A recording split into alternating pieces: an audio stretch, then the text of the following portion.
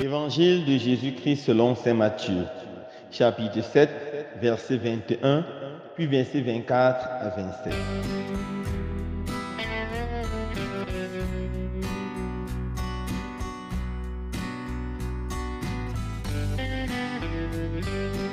En ce temps-là, Jésus disait à ses disciples, « Ce n'est pas en me disant Seigneur, Seigneur qu'on entre dans le royaume des cieux, mais en faisant la volonté de mon Père qui est aux cieux.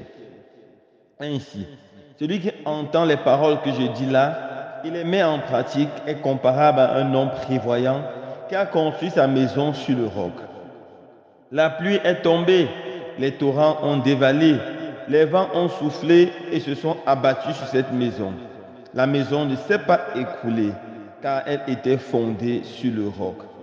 Et celui qui entend de moi ces paroles sans les mettre en pratique est comparable à un homme insensé qui a construit sa maison sur le sable.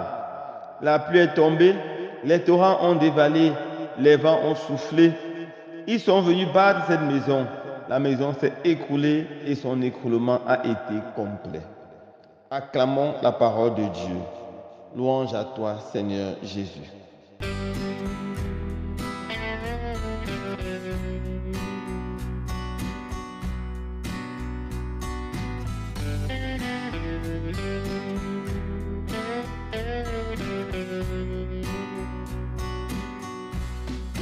Frères et sœurs bien-aimés, nous continuons notre voyage dans ce beau temps de l'Avent.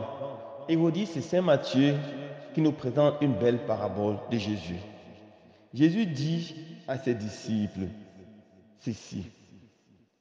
Celui il ne suffit pas seulement de dire Seigneur, Seigneur pour entrer dans le royaume des cieux, mais il faut faire la volonté de mon Père.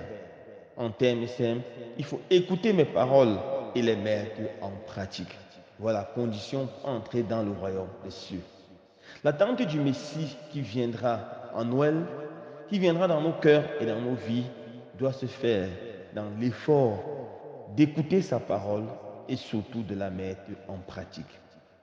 Jésus continue en nous disant, celui qui se contente de dire Seigneur, Seigneur, celui qui se contente d'écouter simplement sa parole, ressemble à quelqu'un qui a bâti sa maison sur du sable avec une fondation fragile, une fondation légère.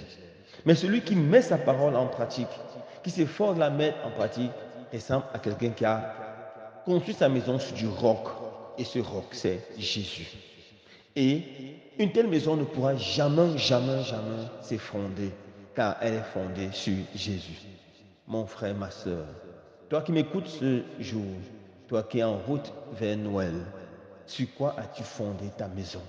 La maison ici, frères et sœurs bien-aimés, c'est notre vie sur cette terre et c'est notre vie dans le royaume des cieux. Construire sa maison sur du roc consiste à laisser notre vie dirigée par les principes enseignés par Jésus.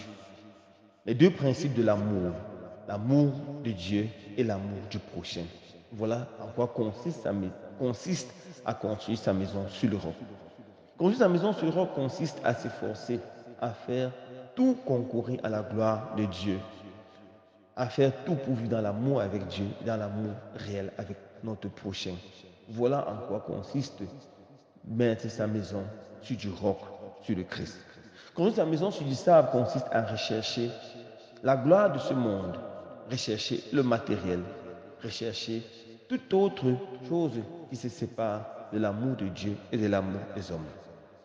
Malheureusement, dans notre monde aujourd'hui, beaucoup de gens construisent leur maison sur du sable.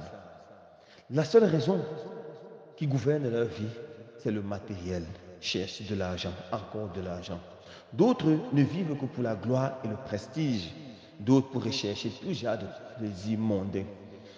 D'autres manipulent les autres, manipulent leurs frères et sœurs pour pouvoir toujours être au top, pour pouvoir toujours faire valoir leur ego.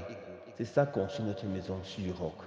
Si tu passes toute ta vie sur les terres en recherchant seulement l'argent, seulement les possessions, un jour, mon frère, ma soeur, tout s'effondrera et ça s'effondrera comme un château de cartes.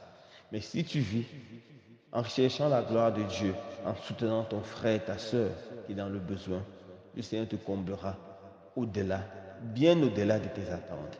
Tu seras béni sur cette terre et après cette vie, tu devras vivre éternellement auprès du Seigneur, dans la gloire du ciel, dans la gloire du paradis.